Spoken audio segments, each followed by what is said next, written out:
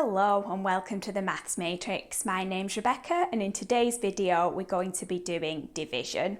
So in the previous videos we've done addition, subtraction and multiplication, and today we'll be doing the last one, division. We're only going to be doing it up to the level that you'll be required to do it on a non-calculator GCSE paper.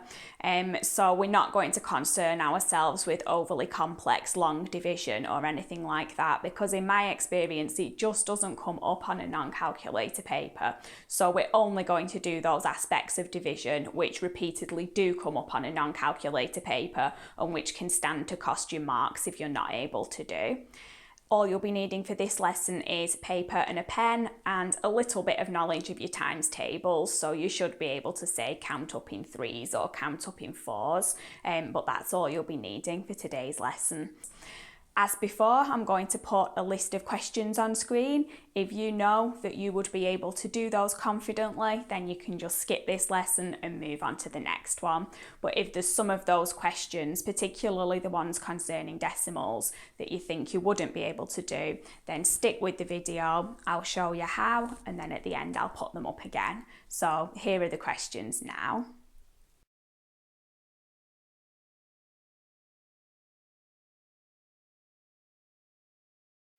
Okay, so if you're still here, I'm assuming that some of those questions looked a bit challenging to you.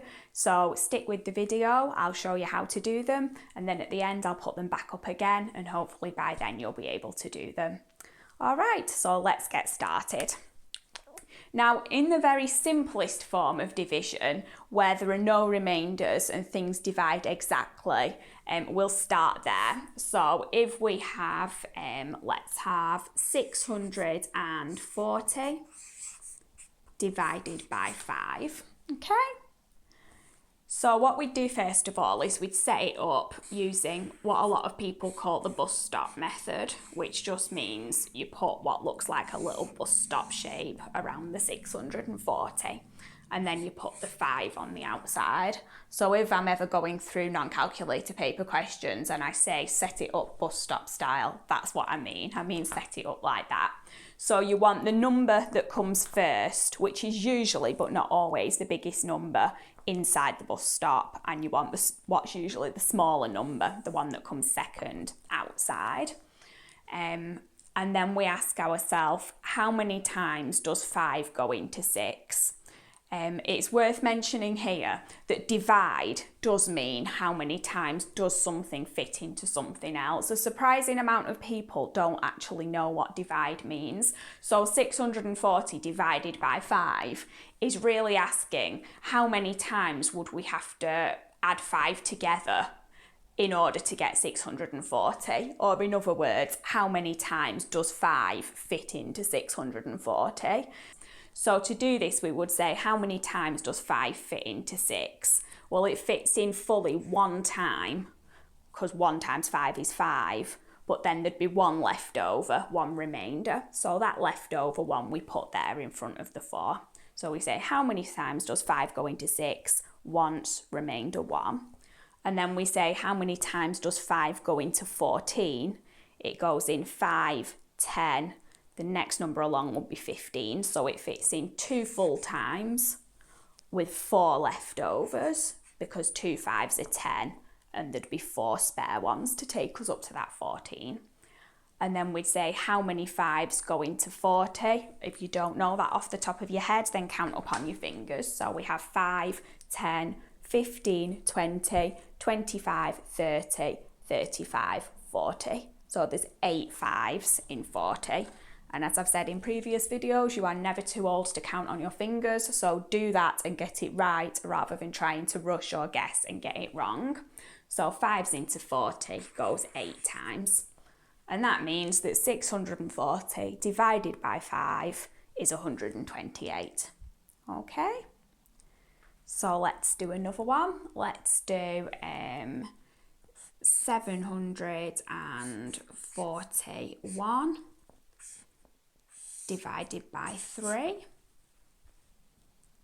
So written with an actual divide sign, that would be 741 divided by 3. So the 741 inside the bus stop and the 3 outside. And then we'd say, how many times does 3 go into 7? Well, 3, 6, it goes in twice with 1 left over. How many times does 3 go into 14? 3, 6, 9, 12. So it goes in 4 times with 2 leftovers. And then how many times does 3 go into 21?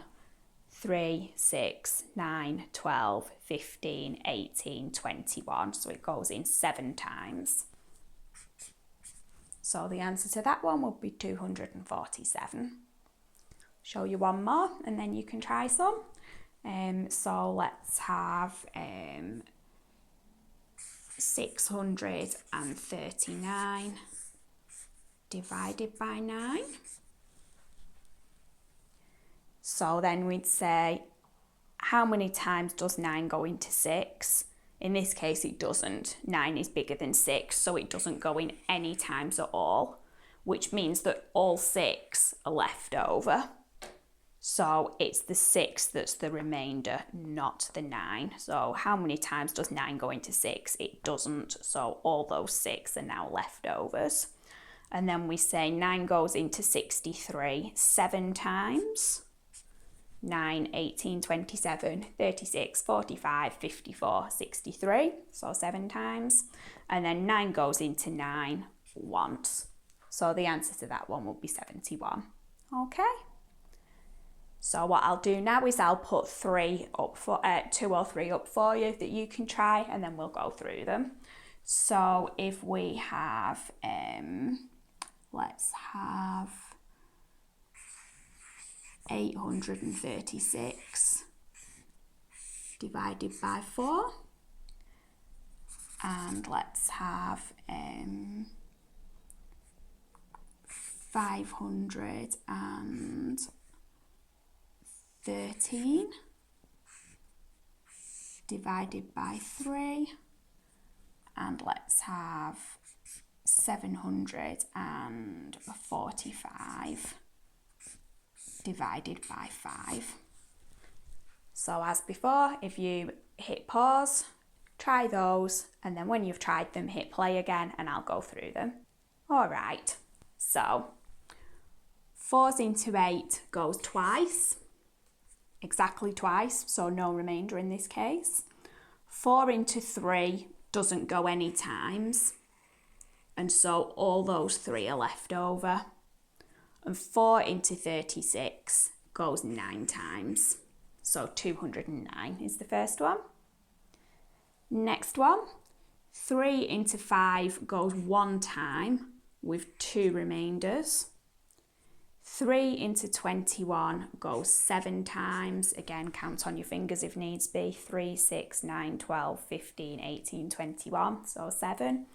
And 3 into 3 goes once, so 171 for that one.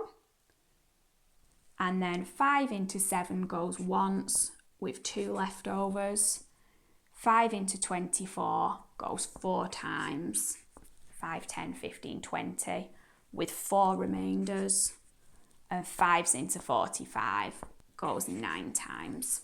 So 149 is the answer to that one. All right.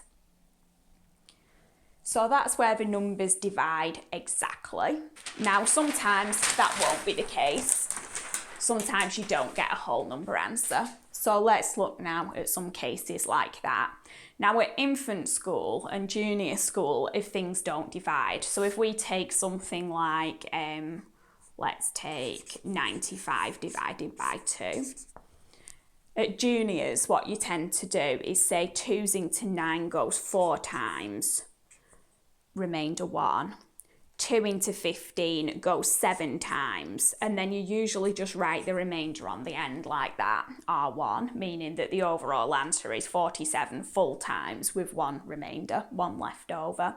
And that tends to be what you do at infants and juniors. To my knowledge, that's still the case. I don't teach primary, so I don't know, but that's certainly what we used to do. Now, on GCSE papers, you don't put remainder. You actually have to work out the exact answer, decimal part as well.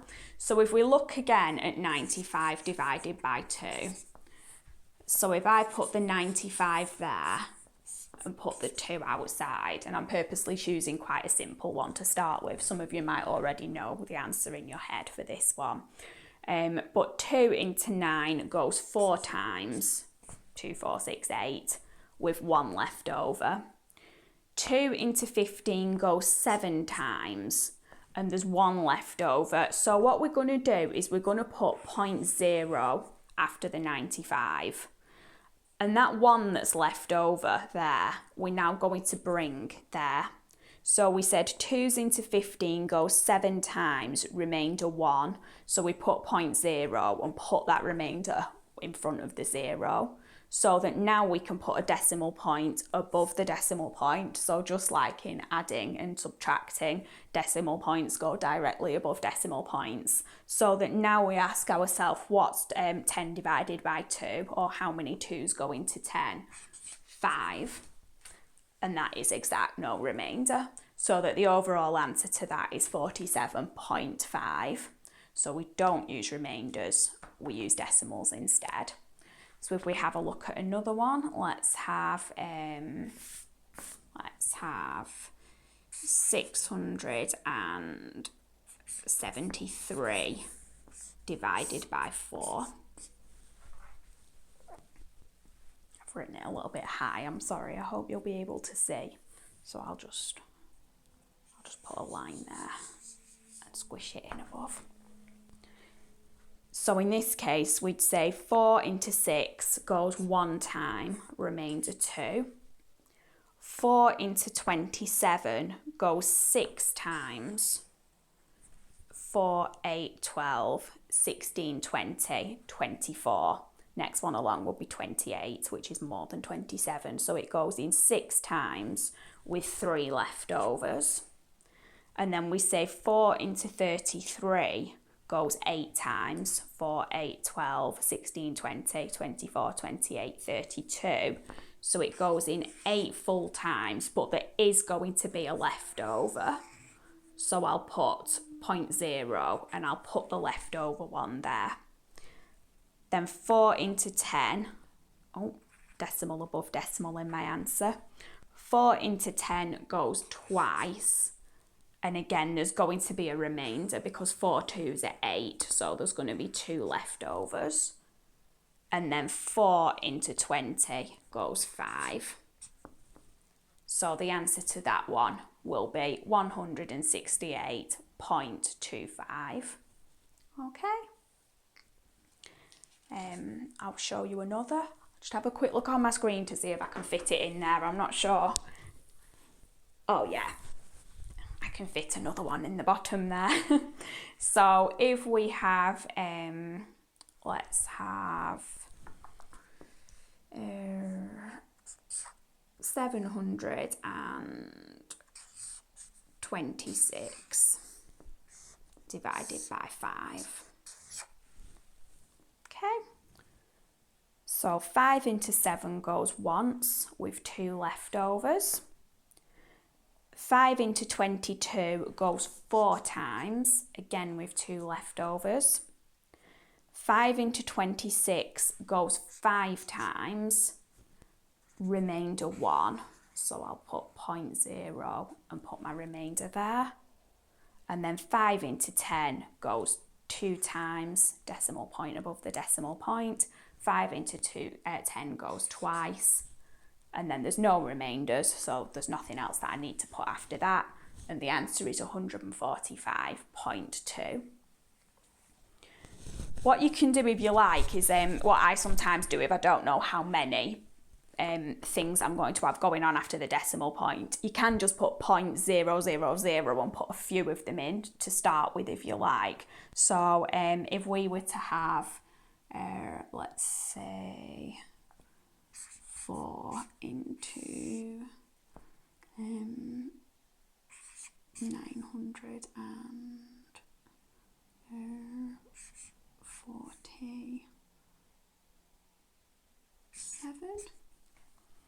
So So 4s into 9 go twice, remainder 1. 4 into 14 goes 3 times, 4, 8, 12, remainder 2. 4 into 27 goes 6 times. And then because there's going to be a remainder, you can just, if you want to, set up your point zeros in advance, then you don't have to mess about each time. So 4 into 27 went 6 times, remainder 3. 4s into 30, decimal point above decimal point, goes 7 times. 4, 8, 12, 16, 20, 24, 28. So 7 full times with 2 leftovers. And then 4 into 20 goes 5 times. And then there are no leftovers to carry, so we don't put anything there in front of that 0. We've just ended up not using it. But if you think that there might be a few decimal places in your answer and you just want to put 0.000 before you start, that's absolutely fine. I often do that myself. Right, so if you try...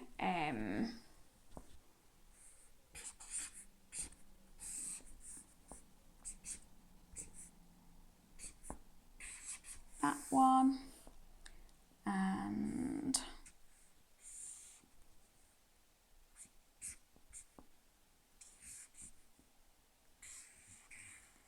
that one. Okay, so as before, copy them down, have a try, and then hit play when you've had a go. Okay, so 5 into 7 goes 1 time, remainder 2. 5 into 21 goes 4 times, remainder 1. 5 into 19 goes 3 times, remainder 4. 5, 10, 15. So there'd be 4 leftovers to make you up to that 19. And 5s into 40 goes 8.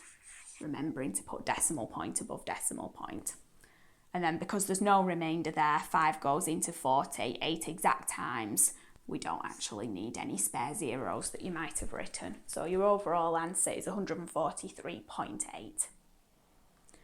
And then in this one, 8 into 7 doesn't go at all, which means all 7 are left over. 8 into 72 goes 9 times. 8, 16, 24, 32, 40, 48, 56, 64, 72. If you don't like to count them on your fingers in that way, it's fine as well to go 8, 16, 24 and make a written list and then count them at the end. You can do that if you prefer, although counting on your fingers is a little bit quicker. So 8 goes into 72 9 exact times, so there's no remainder to put there in front of the 6. 8 into 6 goes no times at all, which means that all 6 are going to be carried as a remainder. Decimal point above decimal point. So I said 8 into 6 goes no times, remainder 6. 8 into 60 goes 7 times. 8, 16, 24, 32, 40, 48, 56 with 4 leftovers. And 8 into 40 goes 5 exact times. So there's no remainders to carry there. So the overall answer to that one is 90.75. All right. So we've done ones where they divide exactly. We've done ones where they don't divide exactly and where we work out the exact decimal. What you also sometimes have to do is divide into a decimal, and again, this is usually in some kind of currency-based question, not necessarily, but oftentimes. So if we wanted to divide £16.75 by 5, we would put 16.75 inside the bus stop sign, and we would put 5 on the outside. and then decimal point above decimal point. And then it works just as before, except we're going to have a decimal point in the answer. So 5 into 1 goes no times with 1 left over. 5 into 16 goes 3 times with 1 left over. 5 into 17 goes 3 times with 2 leftovers. And 5s into 25 go 5 exact times. So the answer to that one would be 3.35. And then because the question was given in currency, the answer would therefore be £3.35. So actually in the case of dividing, if you have to fit something into a decimal, it's no harder than having to fit it into a whole number. You just set your decimal point up ready in your answer. So if we had something like, let's have 41.4 divided by 9, we would just put 41.4 there and the 9 there, and we'd say 9 into 4 doesn't go, so carry all the 4 across. 9 into 41 goes 4 times, decimal point above decimal point. 9 into 41 goes 4 times, remainder 5. 9, 18, 27, 36. Next one will be 45, so 4 exact times, remainder 5. 9's into 54, 9, 18, 27, 36, 45, 54. 6 times. So the overall answer to that one is 4.6. Okay. And that is about the level of division that you have to do on non-calculator papers. So don't worry about things like 68 into 3072. Yes, there are ways to do it without a calculator. No, you're not going to need to do them on non-calculator papers, or I would be very surprised. I don't recall a time where you've had to do something as complicated as that on a non-calculator paper. So just save yourself the trouble and forget about it. Don't worry about how something like that might be done. Similarly, I don't recall ever seeing a time where you would have to put a decimal into something else. So I can't think of an occasion where I've ever seen something like 6.328 divided by 1.2 without a calculator or anything like that. So again, although I'm sure there's ways to do it, you don't have to be able to do them. So that is about as complex as it's going to get. So if you have a go at 4 into 6.48, and if you do 9 into, let's see, 37.17.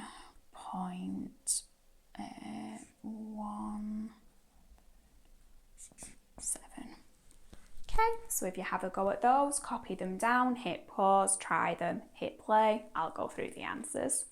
Okay, so 4 into 6 goes 1 time, decimal point above decimal point.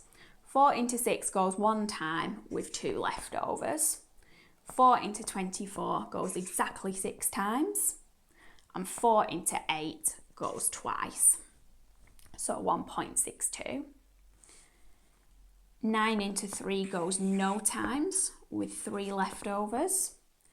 9 into 36 goes 4 times with 1 leftover, decimal point above decimal point.